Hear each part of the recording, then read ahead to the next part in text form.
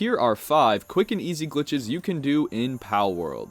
Not going to waste any time here. I'm sure you guys have seen this game taking over the internet and my life for the past 2 weeks. I love it, and there are some entertaining glitches here to cover, so let's get right into it.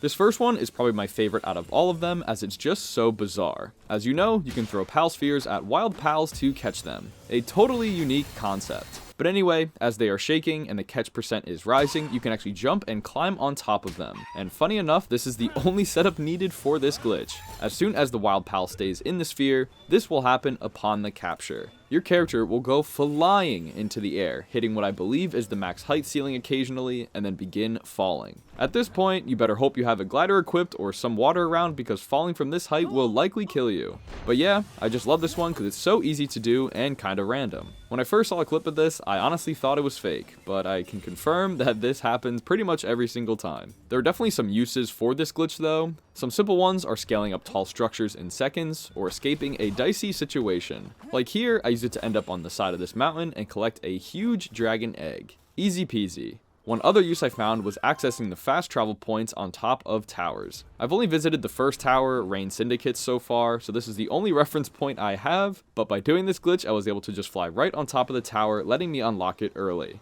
Don't think this would count as actually beating the boss and clearing the tutorial, but it still could be useful. Maybe even for some of the later ones, I have no idea. Anyway, I still love doing this one at random times and taking in all the views of this beautiful game. But there are still some practical uses as well. Climbing without upgraded stamina can be a pain sometimes, so here's an easier method to gain height. Here's another useful movement glitch that involves the grapple gun and the glider. By doing a simple weapon swap, we're able to glide around a lot faster and a lot farther than intended. Start by finding something to grapple onto in the direction that you want to go. My recommendations are either walls in the distance, or ground that has a lower elevation than what you're currently standing on. Fire the grapple and you'll begin flying to that point. After a second or two and you've gained some speed, swap to a different weapon in the middle of the grapple and pull out the glider. If you did those 2 things before the grapple was supposed to end, it'll get cancelled, but you'll keep all of this momentum, meaning you can glide further and faster than just a regular run and jump. If you do this on top of something tall, you can cover a lot of ground in seconds. So fast, in fact, that I believe this caused part of the world to not even load in here. After flying off this mountain, I went back and some of the walls at the base were not loaded in, as you can see by this floating egg up here. I was able to just climb inside the wall and get out of bounds. So a little bonus glitch within this glitch. I also found a lucky pal in the middle of recording this as well, so this could boost your chances too. Probably not though. Just for a quick comparison here, I jumped off this same cliff 2 times. Once without any special things going on, using a normal parachute, and maybe I made it like 50 feet, if that. Now, from that same point, I did this grapple glide and ended up going about 5 times as far. So with more stamina and a better glider, this could easily be one of the fastest ways to get around. That I know of anyway. I have not seen all this game has to offer yet, I'm still playing through it, but either way, this is a great early game strat.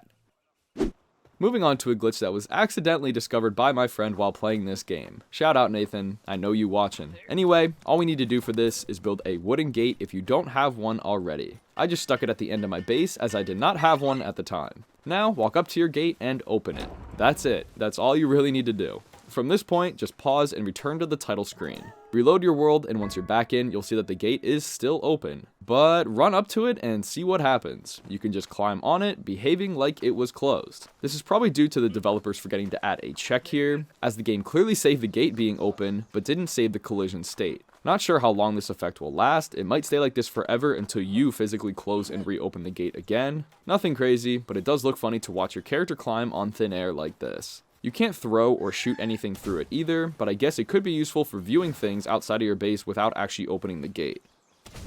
Like in most games, if you jump from a high place and don't have anything to break your fall, you will take fall damage. Depending on how far you fell, is how much damage you will take. Basic game stuff here, right? Well, there are a good amount of ways to sort of bypass this and live in most scenarios. The 2 that are likely the easiest are pals and walls. By building saddles, you are able to ride some pals around. I noticed that if you simply fall off of anything from any height while riding one, nothing will happen when you hit the ground. So yeah, don't know if this Malpaca has bionic knees or what, but no pals take fall damage if you're riding them. Well, what if you don't have a pal you can ride or are already in the middle of falling? You can also easily save yourself by just grabbing onto a wall nearby. Pretty much just have your character grab onto something that would cause them to climb. Your momentum will be halted on a dime and you can just carry on like normal. This could also make it easy to scale down tall structures. Just fall for a little bit, then re-grab the wall. Repeat this and you're good to go pretty much anywhere. I'm sure there are other ways to avoid fall damage, but these are likely the easiest and can be done early on in the game.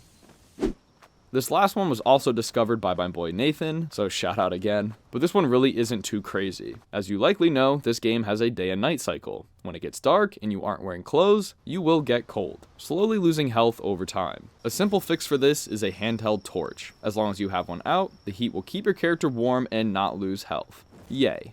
Well, if you go to climb something, your character needs 2 hands and the torch disappears. However, as you can see, we are not cold. And there's even a small amount of light emitting around us. Not sure exactly where the torch goes while doing this, but it's not on the screen. So you'd assume that it would make you cold, but nope. So basically just have the torch as your active weapon and you're free to run, jump, and climb anything without getting cold. Again, nothing crazy, but I still think it's good to know.